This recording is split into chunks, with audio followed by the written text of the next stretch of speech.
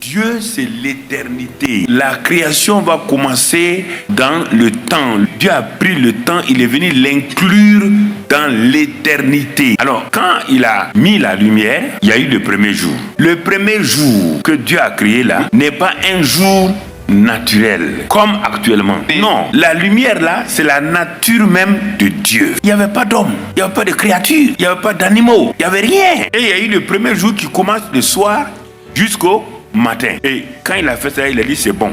Deuxième jour, c'est bon. Troisième jour, c'est bon. Quand il va arriver au quatrième jour, on voit que les termes vont changer. Qu'est-ce qu'il a fait? Dieu fit deux grands luminaires. Le plus grand s'appelle soleil, le plus petit s'appelle lune. Et le soleil là, il dit c'est pour présider maintenant le jour naturel. Et la lune, c'est pour présider la nuit. Et à partir de ce moment-là, les étoiles sont venues. Donc il a dit c'est le quatrième jour. Donc en termes mathématiques, Dieu est infini, éternel. Mais Dieu, pour que les choses soient visibles, palpables, qu'est-ce qu'il va faire? Il va maintenant introduire le temps. Dieu ne vit pas dans le temps. Pour que les êtres humains qu'il va créer là puissent vivre, être visibles, il faut un élément nouveau qu'on appelle le temps. Dans le temps, ce qui est là-bas, on peut le voir, on peut le toucher, parce que les créatures ont des sens, la vue, l'odorat, l'ouïe et tout.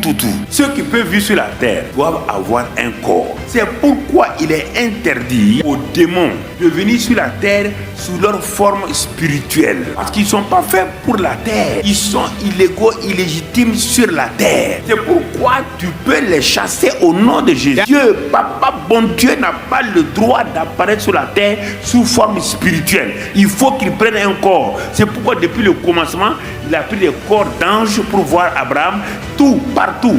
Le corps de Melchisedec, tout ça là. Il n'a pas le droit. Il a créé le ciel pour lui, le psaume 115, la terre pour nous. Les deux doivent vivre en communion. C'est pourquoi quand tu vois les visions de Jacob et tout là, tu vois l'échelle qui va de la terre au ciel, tu vois Dieu en haut, tu vois l'homme toujours en bas. Ils sont en train de communiquer. C'est le seul moyen. Les esprits ont leur pouvoir dans leur domaine. On ne peut pas dominer les hommes qui appartiennent à Christ. Les hommes aussi ont leur pouvoir dans leur domaine, dans leur territoire qu'on appelle la terre. Jusqu'à la limite du premier ciel. Elle a dit qu'il peut assujettir les oiseaux du ciel. Donc le premier ciel là qui est composé, la gravité, la loi, toutes ces lois-là sont sous le contrôle de l'homme. Maintenant que nous avons perdu cette nature divine à cause de la chute d'Adam, quand tu nais de nouveau, la première nature que tu as perdue là vient en toi, qu'on appelle la nature spirituelle. Et tu rentres dans une autre dimension. Cet homme ou cette femme-là vient comme le vent. Il est libre. On ne sait pas d'où il vient, où il va. Tu n'as fait de nature. Et tu sais quelle autorité, quelle foi tu as.